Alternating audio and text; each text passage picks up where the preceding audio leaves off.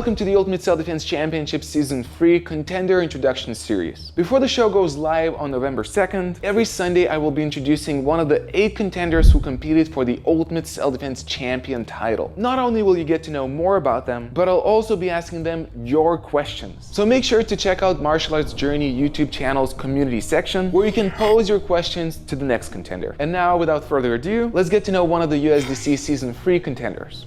So I have a bunch of questions from the audience that I will ask you, but before that, just in case somebody's watching this by accident, they don't know who you are, how do you usually introduce yourself? I'm an MMA fighter and coach. Short and sweet. Let me help you.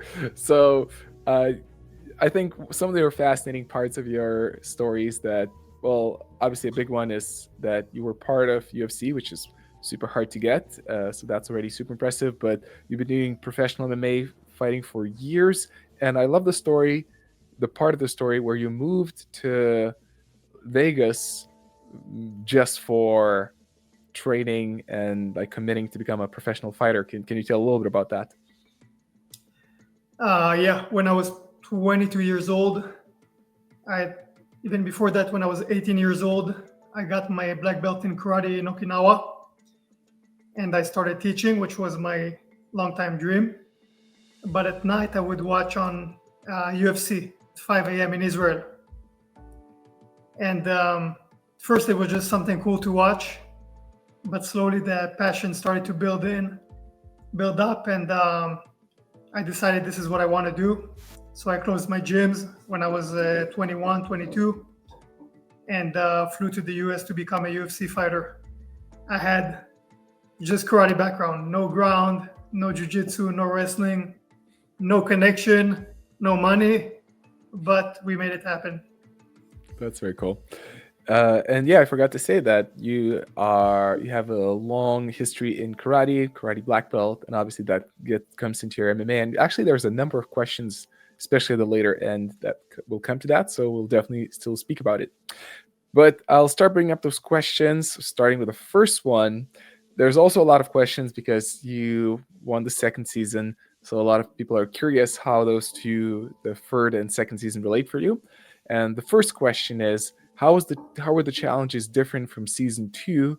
And also, how were the contenders different? I think everything leveled up.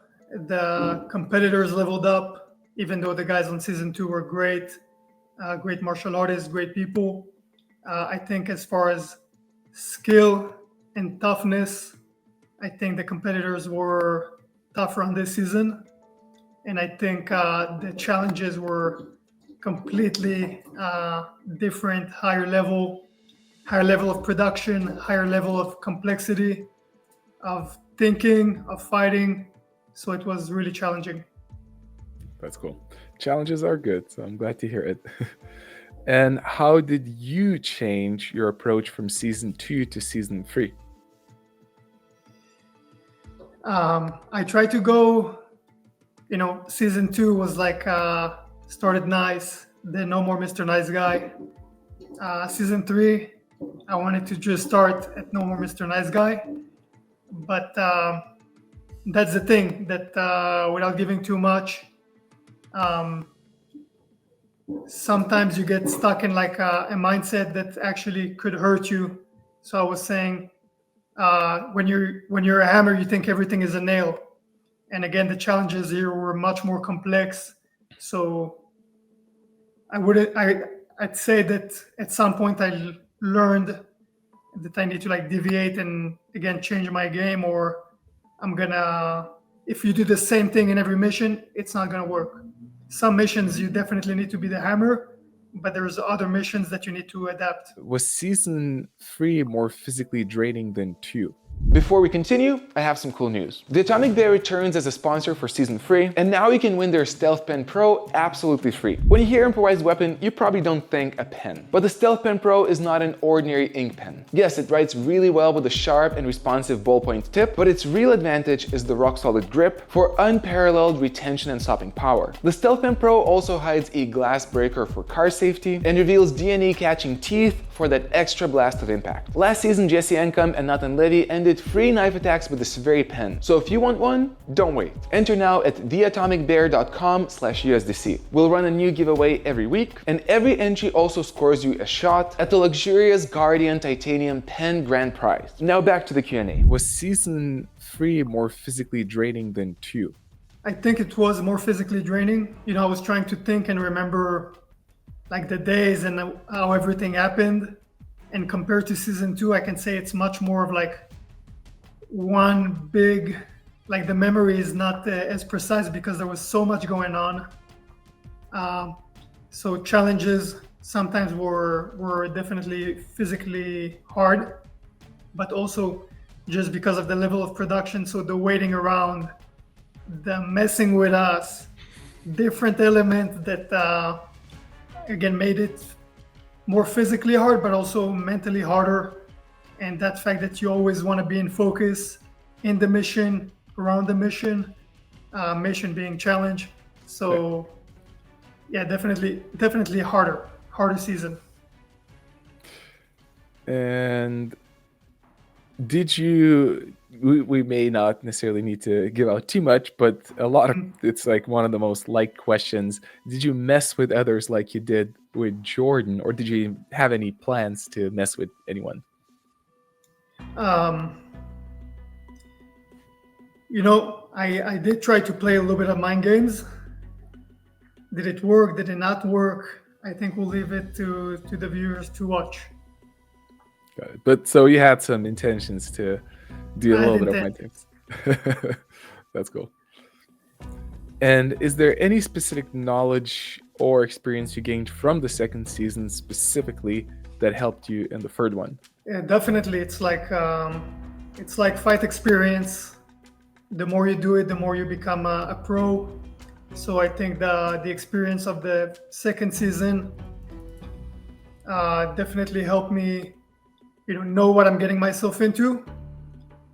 But so there's things, don't want to give out too much, but like Shark Tank is Shark Tank. Some different things might have happened, but Shark Tank is Shark Tank. You definitely feel more ready for these things, and you can go back and say, okay, this is where I messed up. And watching other people do it and say, oh, this is where you messed up, I'm going to do better, is also a way to learn. But when you've done it, nothing beats your own personal experience. Yeah, that makes sense. And you spoke a lot about that already a little bit, but maybe just a couple more words. How big of a step up in professionalism and production was the first season compared to the second? Well, I'm sure you like that question because you did it. Thank you. There's the question. I have to ask it.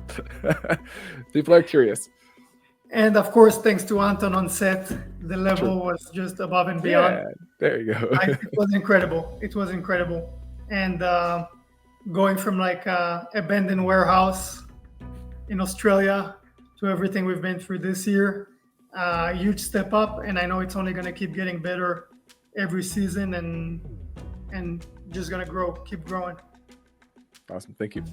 Yeah, I know I'm tooting my horn here a little bit, but you could have said no, it was terrible. But glad to hear it was good. Thank you. Okay, next one. Seeing you practice some Krav Maga with another contestant's channel, did you incorporate it into your fighting style? So I presume this is referring to the video you did with Shane, another contestant who's teaching Krav Maga. So can you tell a bit more about that? Mm-hmm. So obviously me and Shane have been like longtime friends and training partners. This video was actually, we filmed it before the second season. So I had asked him to help me out and prepare for some knife defense. But unfortunately, we did not have enough time to really train and get too much reps in. We did this one session, and I think I was also getting ready for a fight or something, so I couldn't really focus on it. But yeah, I think there's some good techniques. This is why also a big reason why I recommended Shane for this season, because I know he's a great Krav Maga guy, and I think I have a lot to learn as well. I think sometimes I'll say or or I don't want to endorse like delusional Krav Maga, where people think, oh, because I know a move, I'm going to defend the knife. I know how to block a punch. It doesn't mean I'm not getting punched in the nose in a fight, right? So I just don't like delusion. But as long as you're practicing live, as long as you're actually testing yourself, I think Krav Maga is great. And I know for certain that I have a lot to learn in knife disarm, gun disarm, fighting against a stick, fighting against anything, and also like disengaging from a situation, de-escalating. I have a lot to learn in this world for sure. And let me see. I wonder if there's, the next question is actually also kind of related. So did you train specifically for USDC? And if yes, what type of training did you do? So you mentioned that potential training together with Shane, or you did a little bit of training. Was there anything else, or did you went in as you were? For this season, I had a great training camp. I did 2 months training in Japan for the Kyokushin World Championship. Correct, yeah. So no face punching, but a lot of punching, a lot of kicking. No disarms once again. But I came to the show in good shape and pretty big because I fought in the World Championship in 80 kilos, which is, I don't know how much in pounds, but pretty heavy for me. So I came in pretty thick. For me, you still look good. Now that you said it, I was like, I guess, yeah, you were bigger now that you said it. But I remember that in season 2, Jordan bulked up intentionally to get an advantage. So I'm curious, did you feel a difference in terms of having more weight? I think it did play a part. Like right now, again, I'm cutting weight for my fight, so I'm calorie depleted. I wouldn't want to be like that much in a cut for USDC, for example. I do feel good to be light on my feet. It is like some sort of an advantage, but also some moments in the show where you have to really use your strength and fight people. I felt like it gave me an advantage. Wrestling, fighting, being thick probably helped me, especially since it's short bursts. So carrying that weight doesn't get too taxing. Right.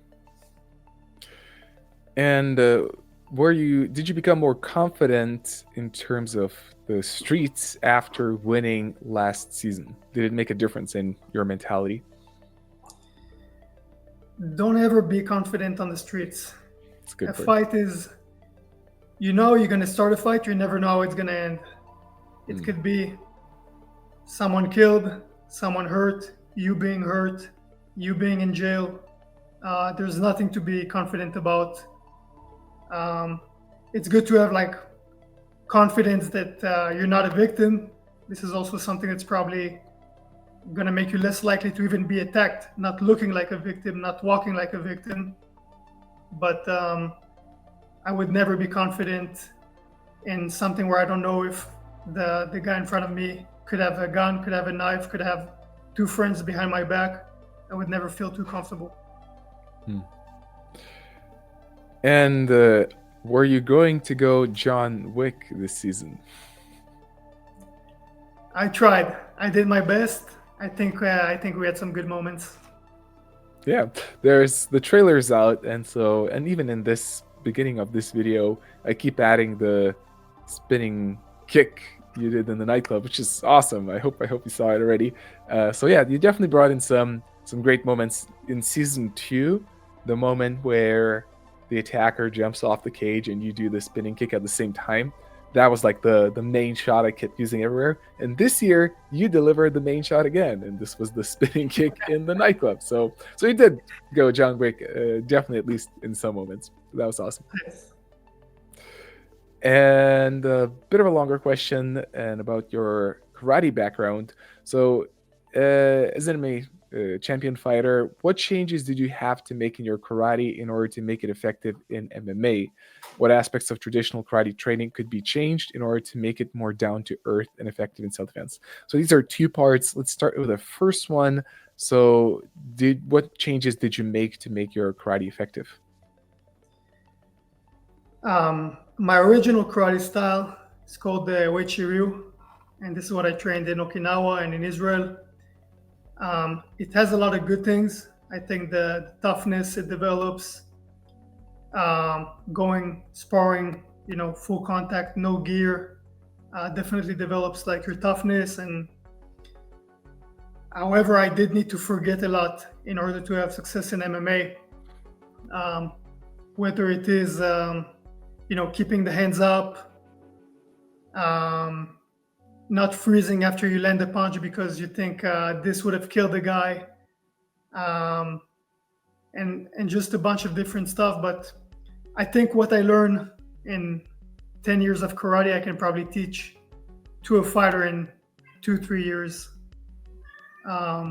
without all the bloatware, Yeah, I think a lot of it is not only learning, but forgetting. There's a lot that you need to purposefully forget. Yeah, I see.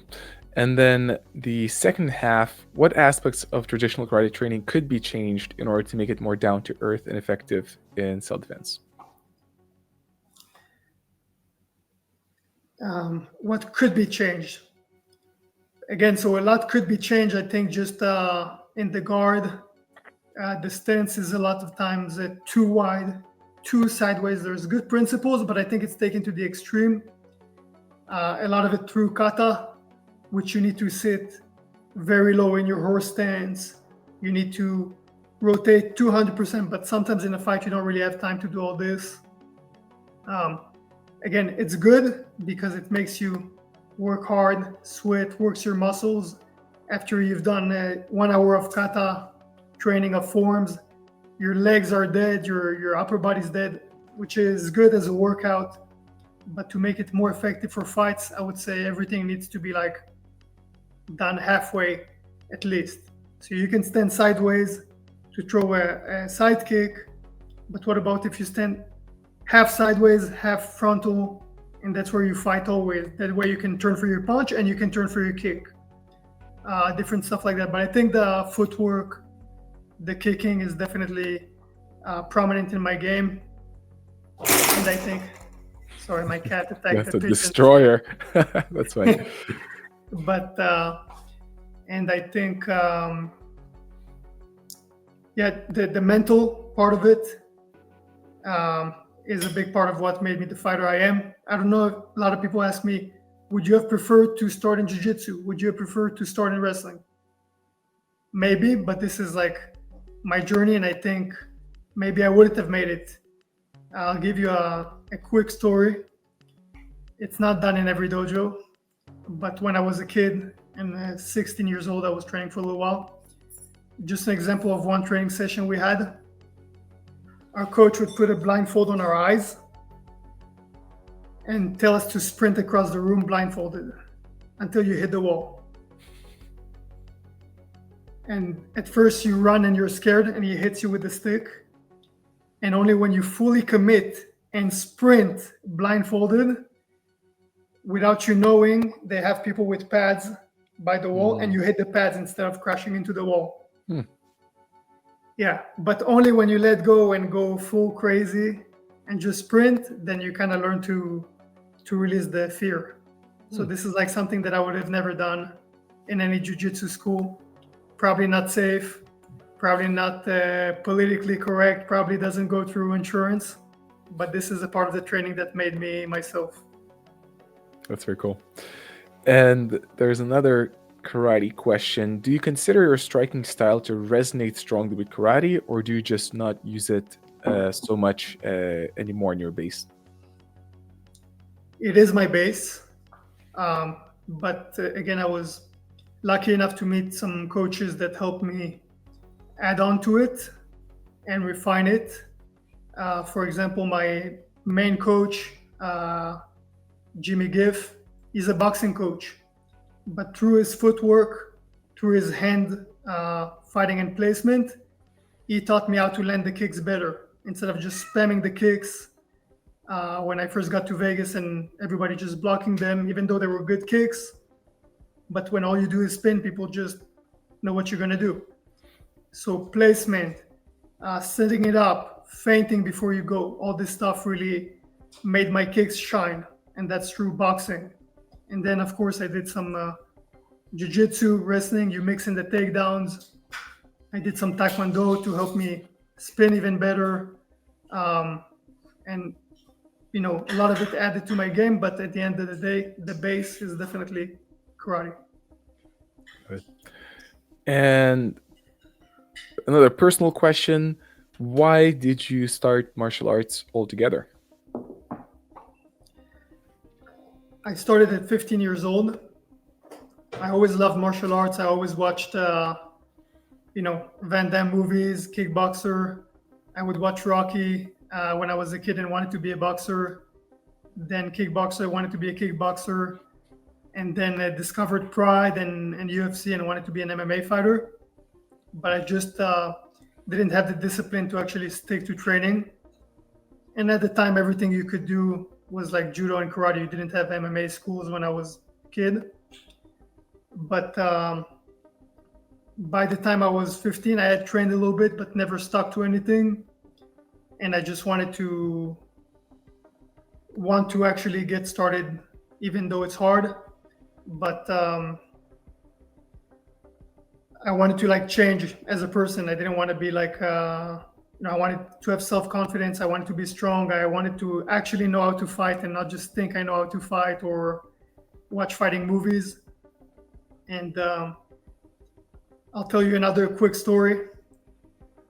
First session with that same dojo, same coach.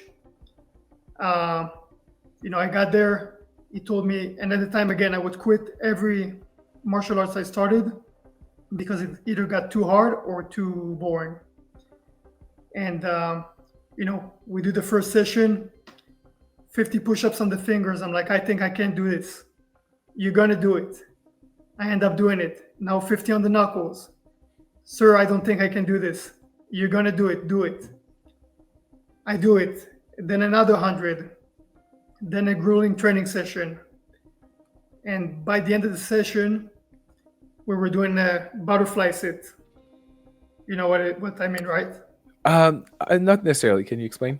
Like feet together, knees here, and you stretch your adductors. Mm-hmm.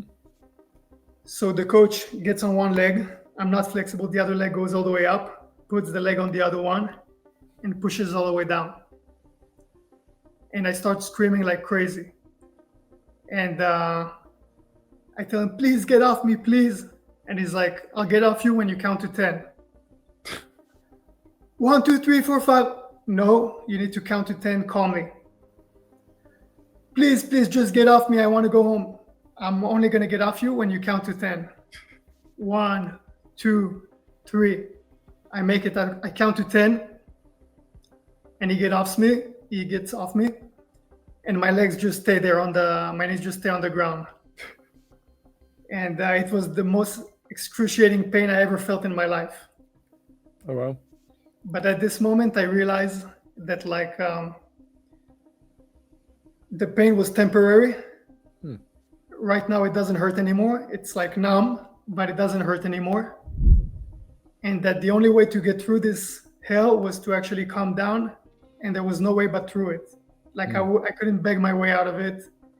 There was nothing to do but follow through. And this is the kind of the day. Right after this, the class was over. The coach said, hey, thank you for coming for class. 90% of people who come to the first class don't show up to the second one. And 90% of people who don't show up to the second one don't show up to the third one. So thank you for coming. It was nice meeting you. And at this moment, like something changed in me, and I went a little bit from, you know, 0 to hero. And I said, you know what? This time I'm not going to quit.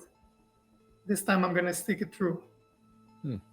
And before every session, my knees would shake. I wouldn't want to go, but I would just drag my ass to the dojo and do what I need to do.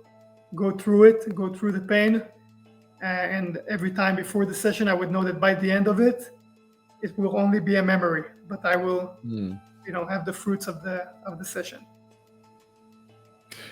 Yeah, that's intense, but a powerful story. Yeah, it's very cool. It reminds me a little bit of I once did standing on nails, and it was like level 2. Apparently, there's like 3 or 4, so it's not the easiest, but not the hardest one.